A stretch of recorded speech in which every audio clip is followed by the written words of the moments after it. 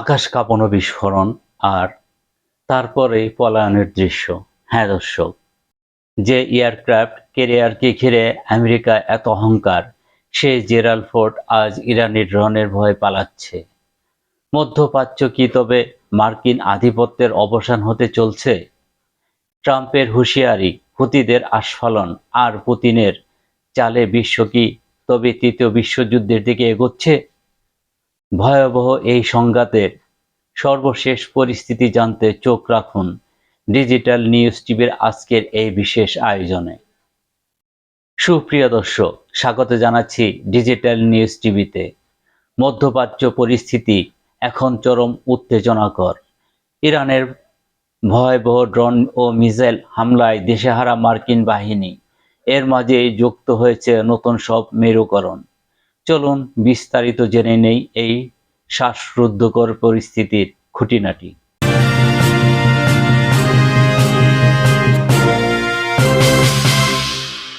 গত কয়েকদিন ধরে মধ্যপ্রাচ্যের আকাশ বাতাসে বারুদের গন্ধ। ইরানের একের পর এক হামলায় বিপর্যস্ত মার্কিন সামরিক ঘাঁটিগুলো। সবচেয়ে বড় খবর হলো যুক্তরাষ্ট্রের গর্বের এয়ারক্রাফট ক্যারিয়ার জেরাল্ড ফোর্ড ইরানের ড্রোন হামলার ভয়ে ভূমধ্যসাগর ছেড়ে গ্রিসের দিকে পালিয়েছে। হ্যাঁ দর্শক, আপনি ঠিকই শুনেছেন। যে যুদ্ধজাহাজ দিয়ে আমেরিকা বিশ্বকে শাসন করে, আজ সেই জাহাজই ইরানের ড্রোনের ভয়ে পালাচ্ছে। ইরানের নিজস্ব প্রযুক্তিতে তৈরি ড্রোনগুলো যে কতটা ভয়ঙ্কর তা আজ হাড়ে হাড়ে টের পাচ্ছে পেন্টাগন। শুধু তাই নয়, সৌদি আরবের প্রিন্স সুলতান মার্কিন ঘাঁটিতেও হামলা চালিয়েছে ইরান। এতে অন্তত 25 জন মার্কিন সেনা হতাহত হয়েছে। এই ঘটনায় প্রমাণ করে যে মধ্যপ্রাচ্যের কোথাও এখন আর মার্কিন বাহিনী নিরাপদ নয়।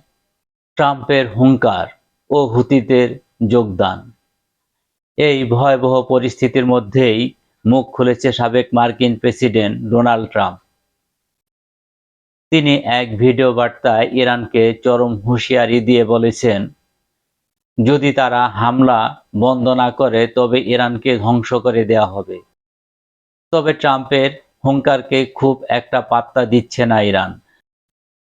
উল্টো তারা আরো বেশি আক্রমণাত্মক হয়ে উঠেছে। এর মাঝেই যোগ দিয়েছে ইয়েমেনের হুতি বিদ্রোহীরা। তারা প্রকাশ্যে ঘোষণা দিয়েছেন যে তারা ইরানের পাশে আছে এবং ইসরায়েল যুক্তরাষ্ট্রের বিরুদ্ধে যুদ্ধ করবে। হুতিদের এই ঘোষণার মধ্যপ্রাচ্যের পরিস্থিতি আরো জটিল হয়ে উঠছে। দর্শক, হিজবুল্লাহর হামলা ও আন্তর্জাতিক প্রতিক্রিয়া। অন্যদিকে লেবানন সীমান্তেও চরম উত্তেজনা বিরাজ করছে। হিজবুল্লাহর যোদ্ধারা ইসরায়েলি বাহিনীর উপর রকেট ও ড্রোন হামলা চালিয়েছে। এতে ইসরায়েলি বাহিনী ব্যাপক ক্ষয়ক্ষতি হয়েছে। এই পরিস্থিতির মধ্যেই সংযুক্ত আরব আমিরাতের প্রেসিডেন্ট রাশিয়া সফরে গেছেন এবং প্রেসিডেন্ট পুতিনের সঙ্গে বৈঠক করেছেন। এই বৈঠক থেকে স্পষ্ট বোঝা যায় যে মধ্যপ্রাচ্যের দেশগুলো এখন আর যুক্তরাষ্ট্রের উপর এককভাবে নির্ভরশীল থাকতে চাইছে না। তারা রাশিয়ার মতো অন্যান্য পরাশক্তির সঙ্গেও সম্পর্ক জোরদার করছে। ইউক্রেন যুদ্ধ ও বিশ্ব রাজনীতি। মধ্যপ্রাচ্যের এই সংকটের মাঝেই ইউক্রেন যুদ্ধেও নতুন মোড় নিয়েছে। রাশিয়া দাবি করছে যে তারা ইউক্রেনের একটি বিশাল ড্রোন ধ্বংস করেছে। এই ঘটনা প্রমাণ করে যে বিশ্বের বিভিন্ন প্রান্তে এখন ড্রোন ও মিসাইল প্রযুক্তি ব্যবহার বাড়ছে। এই সব মিলিয়ে বিশ্ব রাজনীতি এখন এক নতুন মেরুকরণের দিকে এগোচ্ছে। যুক্তরাষ্ট্র, রাশিয়া, চীন, ইরান সবাই নিজেদের স্বার্থ রক্ষায় মরিয়া। এই পরিস্থিতিতে তৃতীয় বিশ্বযুদ্ধ সংখ্যা উড়িয়ে দেওয়া যাচ্ছে না। দর্শক, মধ্যপ্রাচ্যের এই পরিস্থিতি কোথায় গিয়ে দাঁড়াবে তা এখনই বলা মুশকিল। তবে একটা বিষয় স্পষ্ট, বিশ্বের রাজনীতিতে এখন আর যুক্তরাষ্ট্রের একক আধিপত্য নেই। ইরান, রাশিয়া, চীনের মতো দেশগুলো এখন যুক্তরাষ্ট্রের সমকক্ষ হয়ে উঠছে। এই সংঘাতের প্রভাব বিশ্ব অর্থনীতিতেও পড়বে। বিশেষ করে তেলের দাম বাড়লে তা বাংলাদেশের মতো উন্নয়নশীল দেশগুলোর জন্য বড় ধরনের সংকট তৈরি করবে। আমরা এই পরিস্থিতির উপর নজর রাখছি। সবশেষ আপডেট পেতে আমাদের সাথেই থাকুন। ভিডিওটি ভালো লাগলে লাইক ও শেয়ার করুন আর চ্যানেলটি সাবস্ক্রাইব করতে ভুলবেন না।